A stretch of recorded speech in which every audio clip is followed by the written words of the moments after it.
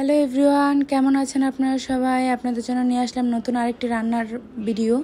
আজকে আপনাদের দেখাবো বাসায় কিভাবে খুবই অল্প মশলা দিয়ে ঘরোয়াভাবে খাসির মাংস রান্না করবেন। প্রথমেই খাসির মাংসগুলো ধুয়ে জল ছড়িয়ে এতে টক দই, লেবু, লবণ দিয়ে প্রায় আধা ঘন্টার মতো ম্যারিনেশন করে রেখে দিবেন। তারপর যখন ম্যারিনেশন করা হয়ে যাবে, তারপর এতে আদা রসুন বাটা, মরিচের গুঁড়ো, হলুদের গুঁড়ো, ধনে গুঁড়ো, জিরে গুঁড়ো আর তেজপাতা আর সরিষার তেল দিয়ে ভালো করে মেখে রাখবেন। আমার হাতে সময় ছিল তাই আমি 1 ঘন্টার মতো ফ্রিজে রেখেছি।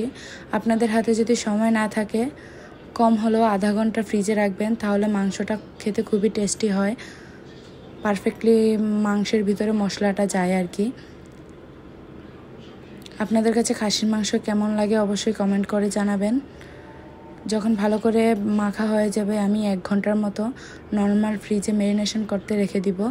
তারপর খাসির মাংসতে আলু দিব। আলুগুলো কড়াইতে তেল দিয়ে এর মধ্যে আলুগুলো দিয়ে দিলাম, হলুদ লবণ দিয়ে আলুগুলো লাল লাল করে ভেজে তুলে নিব।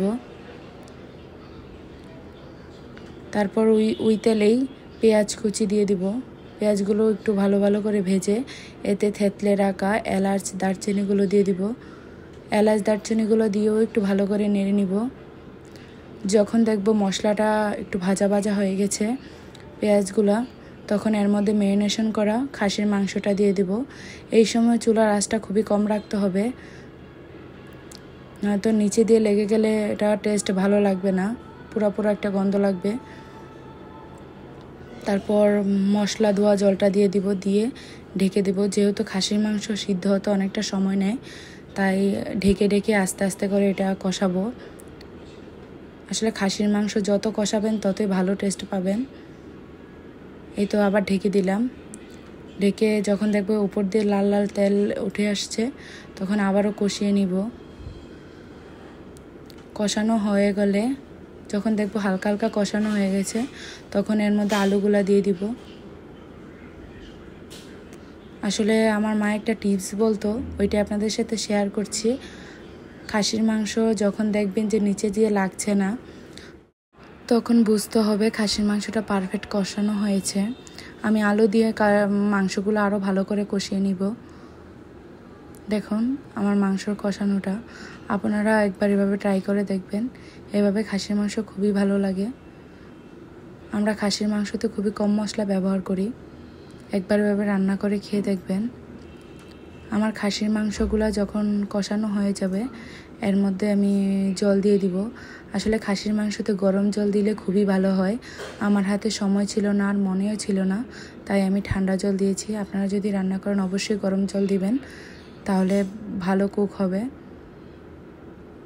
ভালো সফটও হবে। দেখুন আমি কিন্তু অনেকক্ষণ সময় নিয়ে খাসির মাংসটা কষিয়েছি। তারপর জলটা দিয়ে ভালো করে ফুটিয়ে নিব। আসলে আমরা খাসির মাংসতে একটু ঝোলঝোলই খাই।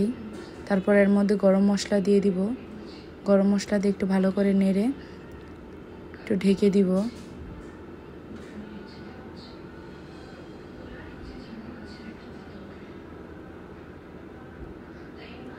দেখুন আমার খাসির মাংসটা খুবই সুন্দর হয়েছে। আর দেখুন কতটা সফট হয়েছে আমার খাসির মাংসটা। অবশ্যই এভাবে একবার রান্না করে খেয়ে দেখবেন।